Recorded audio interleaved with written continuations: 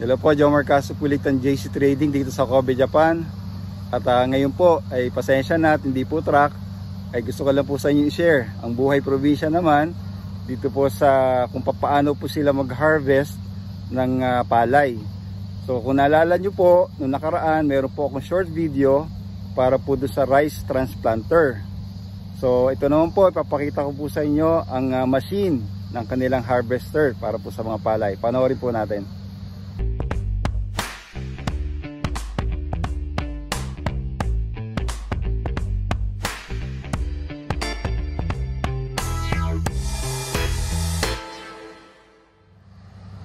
Okay, so ito po ang palay ng Japan. Ito po ay bali 4 months na daw po ito. Okay, so pwede na po nilang i-harvest. So mapupuna po natin ang palay po ng Japan ay maliliit lang po ang size ng butil, ano? Pero once na nasaing na po siya, medyo malagkit po siya. Kaya ibang iba po ang sarap niya po. So kaya medyo may kamahalan sa market, lalo na pag imported na po ang palay na bibilin or bigas sa supermarket, ano. So ito po, yan po ang palay na to. Itong fields na po ito ay mga 1 hour ang pag harvest daw po itong size na to, ano. Yun po ang ating mabait na farmer, aming kapitbahay.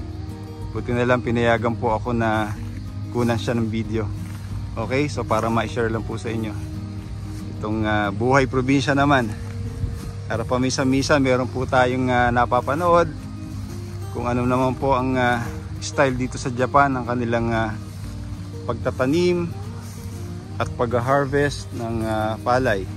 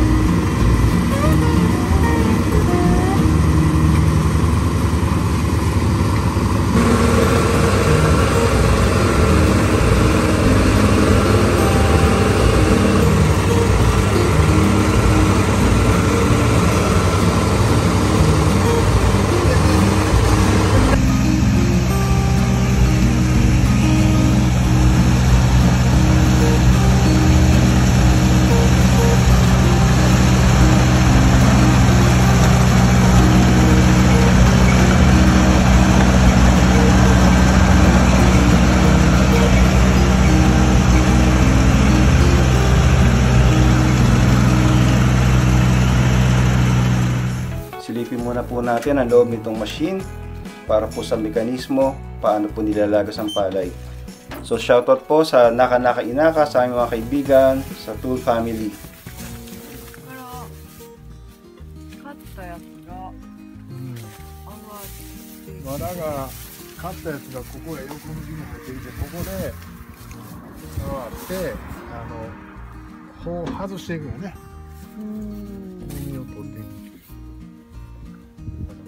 でこのふるいから落ちてここで風でカスカスのやつと分けてで向こうに送っていく。あ、このカスカスのやつだったらそれはもうこのまで落ちたの？うん、風で。藁も全部？これ藁も全部砕いて。でここにカッターがで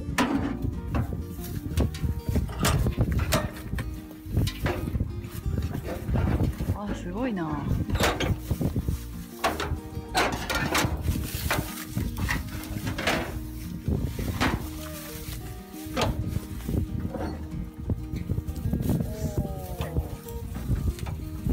こで笑うね。カットして。下に。ここでしょ。Okay, mapapanood po natin ngayon kung paano naman po mag-transfer after po mag-harvest.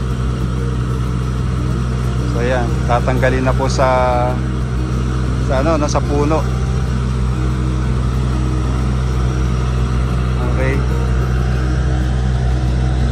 Ayan, lalagasin na po yung palay at ita-transfer na dito sa net container. Ayan na po, makikita po natin. Yun. Ayan na.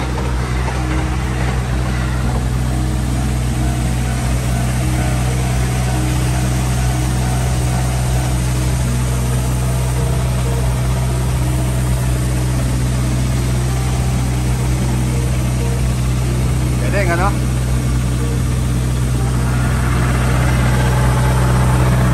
Tatakbo nito, ano, kubota. Isipin nyo kung paano na, ano yun, lalagas mula dito, oh, iniisa-isa. Galing, ano po.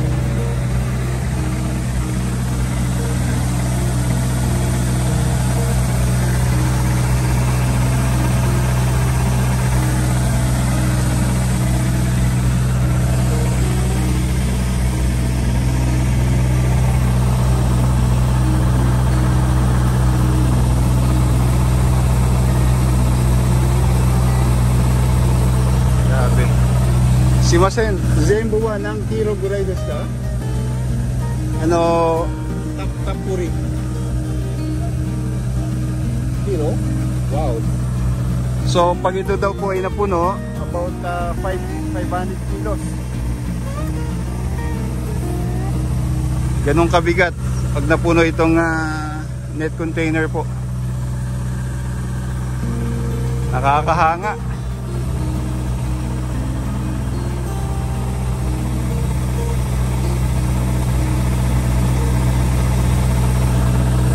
Isipin niyo po, no? Sabi nga invention sa atin po, yung iba mano-mano pa rin. Yung hinahampas ano, para malagas lang yung palay. Ito, meron na po silang machine. Ayan. Sobrang mapalad po tayo. Pinayagan po tayo nito mga mababait na farmer dito po sa province area, no?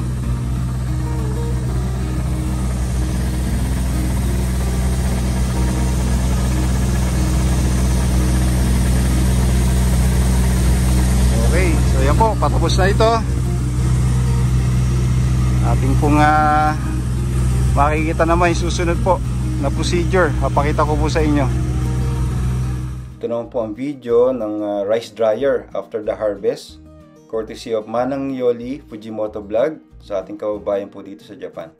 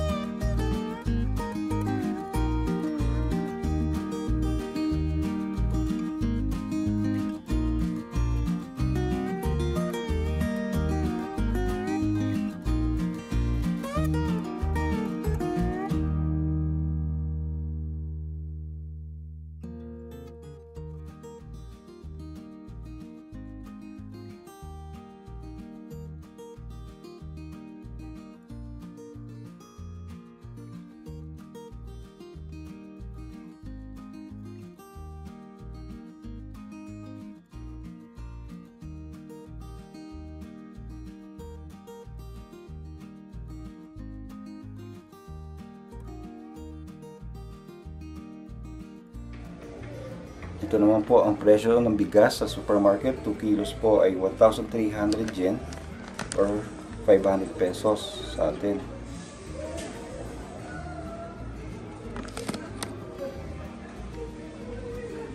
Then ito naman po ang 5 kilos. At nagkakahalaga naman po siya ng 2,500 yen or 1,000 pesos naman po sa pera natin. Ito naman po ay 10 kilos. At ang halaga niya po ay 4,700 yen or sa pera natin ay around 1,800 pesos. At ito naman po ang pinakamahal, itong 30 kilos na bigas. Ang halaga niya po ay 11,000 yen or around 4,000 pesos sa pera natin. Okay, so ipakita ko naman po sa inyo itong machine kung paano po pinapaputi yung bigas po, ano. Ito po, bumili po ako ng 30 kilos para ipakita po sa inyo, no, after ng harvest. Ito po ay tinransfer na po nila dito, pero ito po ay ready to na po, no, para paputiin. Medyo brown pa po ang kulay nito. So papakita ko po sa inyo kung paano po siya pinapaputi dito sa machine na ito, ano. Okay, so ito po yung steps kung paano po natin pagaganahin itong whitening machine. Okay, so dito po merong reminder. Tinanong ko po kanina doon sa Japanese kung anong ibig sabihin po nito, ano. So ito po daw ay bawal kung ang ilalagay niyo po dito ay meron pang balat, no. So yung pangalawa, bawal daw po yung mga may dami, siguro yung medyo basa o ano, no. Tapos ito naman po ay bawal yung puti. So dapat yung medyo po na kulay brown pa. So makikita po natin ito mamaya pagsalin ko po dito. Okay? So ang first step, ito po ay kailangan isalin po natin dito, ano. Okay, so salin natin ito. So yan po ang kulay niya, oh. So medyo kulay ano po siya, no, light brown. Pero yung iba naman gusto daw yung ganitong kulay para mas healthy. Pero po tayo kasing mga Pinoy, nasanay po tayo sa puti. So ayan po, sasalin po natin ito dito.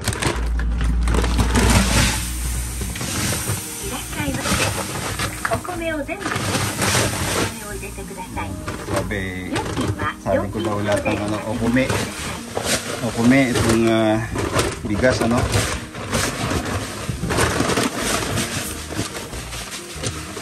Ayan. 30 kilos. Tapos ito, pupesto po natin ito dito. Okay. So pag naging puti na, sasali lang po yan dito. Okay. Then ito natin. Okay, ang step 2, kailangan ilagay na yung coins. Okay. So ito ang sabi po dito, kapag 10 kilos, only 100 yen lang po ang bayad. 20 kilos, 200 yen. 30 kilos, 300 yen. So since 30 kilos po yung aking nilagay, ang ilalagay po natin ay 300 yen. Okay? So 300 yen. So magkano po sa atin yun? 120 pesos, no? 120. Okay? So ito po yung choices. Ito daw po ay yung pinaka maputi. So no need daw po itong balnawan o hugasan yung bigas. Lalagyan na lang natin ng tubig and then ready na para lutuin. Okay? Sa kaldero or sa rice cooker. Ito po, pangalawa, medyo kailangan pang hugasan. Ito standard, kailangan hugasan yung bigas. Ito naman po ay medyo may iwan na kulay brown pa rin sa bigas, ano po. Okay, so siguro piliin ko po itong standard. Okay? Kasi ito po kalimitan na pinipili po namin. So pindutin po natin itong standard. Yan.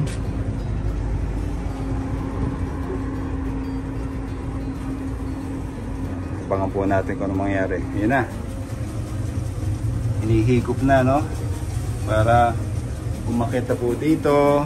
Para paputiin na. Okay?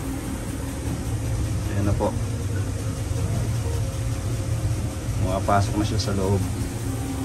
At lalabas na po yan dito. Para maging maputi. Okay? Abangan po natin.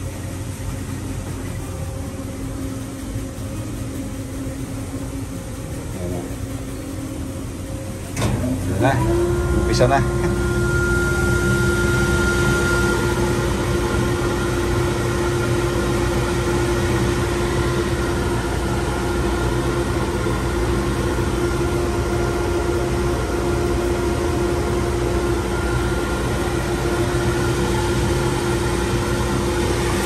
Yun. Yan na po.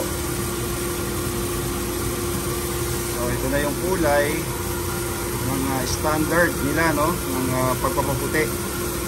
So pwede na po ito. Kahit pa paano may konting light brown na naiwan para healthy naman po, ano. Yan na. Okay, ayos. So siguro mga ano po ito, tansya ko 7 to 10 minutes kaya, kasi 30 kilos, ano. Okay, so ito na po. Medyo marami na. Okay, marami na tayong napaputi. Pwede na po nating i-transfer dito sa sako, ano? Okay. So atin lang po nga apakan ito. Yan, para sumalin.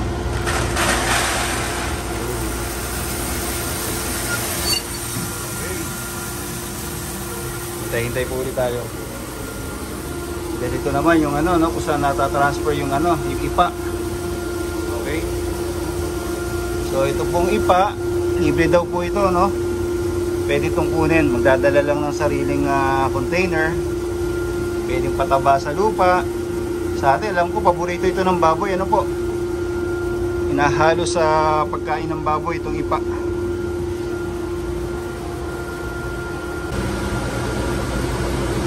Curious lang po, ano, paano po itong invention ng Japanese. Kasi imagine niyo, from light brown, ewan ko, parang niisip ko, paano kaya ito na isa-isa pinapaputi, ano.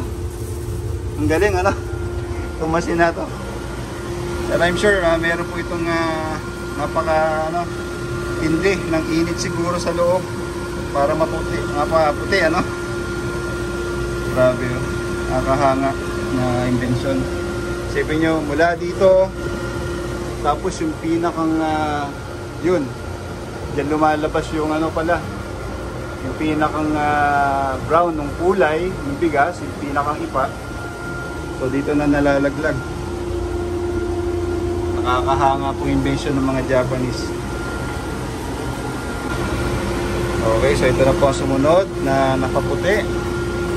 Medyo marami na, halos ubos na po, ano. Sali na po natin dito.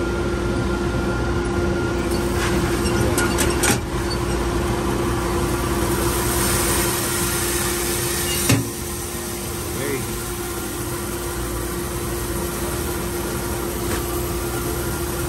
Itong siguro mga tira-tira na lang ito ating hihintayin. Tapos na po.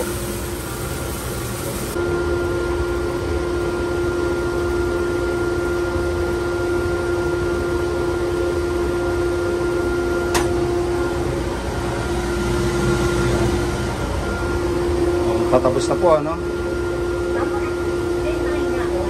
Ayun, may announcement na. Matatapos na daw po.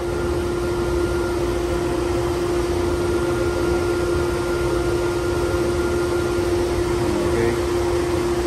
Tayo lang natin yung final announcement.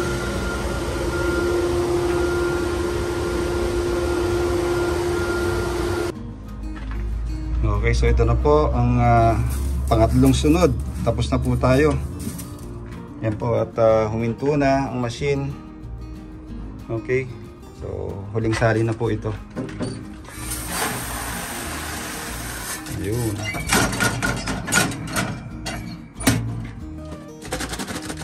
Okay. Ito pong ano na to, bubuhol. Okay.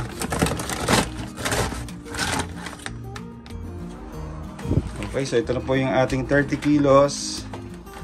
Parang feeling ko ay siguro konting-konti lang po nabawas. Kanina kasi parang mahaba yung ano, no, yung height ng kanyang ano, yung taas ng bigas, ano, parang umiksi.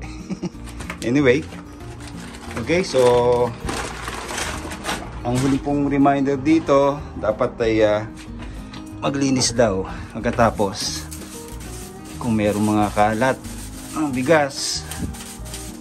Yan, anong SOP. Kailangan maglinis ng konti daw bago umalis. Okay.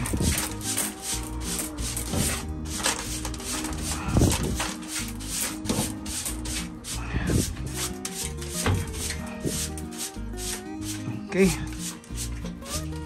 So, yan po. Tayo iuwi na. Pakita ko naman sa inyo kung paano ito isaing. Makita po natin ang itsura ng bagong lutong bigas na maging kanin na po, na paborito ng mga Pinoy. Okay. Okay, try naman po natin magsaing itong aking pinaputing bigas. Yan na po. Try po natin magsaing ng mga kahit 3 gatang.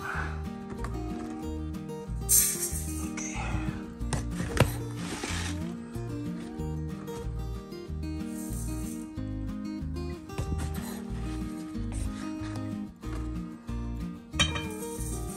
Okay. Okay, ating pong hugasan.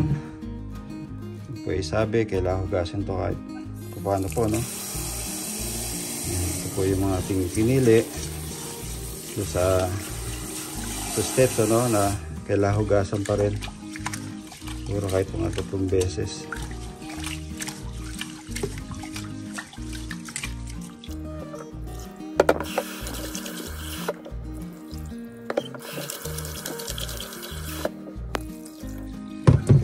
Pwede na siguro.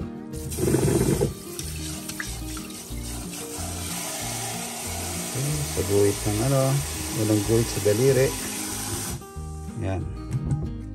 So ito po ang aming Japanese rice cooker.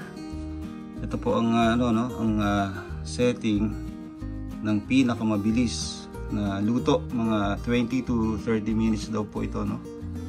Okay. So yan, lagyan natin. Okay, yung pinakamabilis. Yun. Hintay lang po tayo. Ayan, luto na po ang ating sinaing. Okay, tayo po itatakal na. Testing na po itong ating pinaputing Japanese rice kanina, no? Gaano kasarap. Okay. Ayan.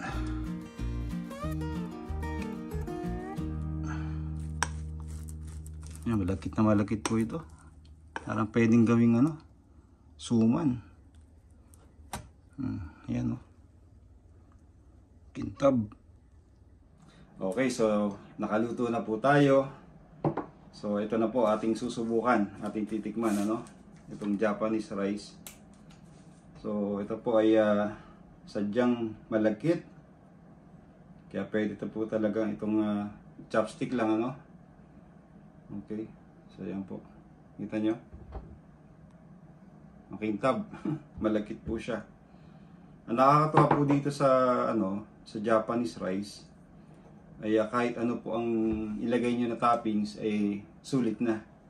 Kumbaga, katalo na po dahil masarap po yung kanin. Okay, so ito pong pambudbod na dito po, no, sa Japan ay katalo na po. Kadalasan po ito ay gusto ng mga bata, no? So ito po ay binubudbud lang sa kanin, sa ibabaw, ulam na. Okay? So ayan po. Bubudbud lang yan. Okay? Ito po ay iba't ibang flavor ng ng vegetable, ano. Kaya healthy po ito sa mga bata. Okay? So ating pong tikman. Ayan.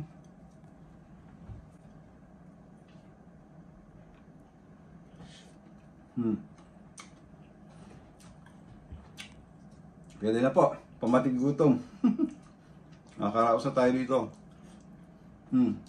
Kahit pang budbud lang po, ano, malasa na. Tapos masarap pa po yung kanin ng Japan. Okay? So, maraming salamat po sa inyong panonood. At sana nagustuhan niyo po itong aking kakaibang video na naman. Doon po sa bago, paki-like, subscribe na lang po sa aming channel. So hanggang sa muli po. God bless you all. Sayonara.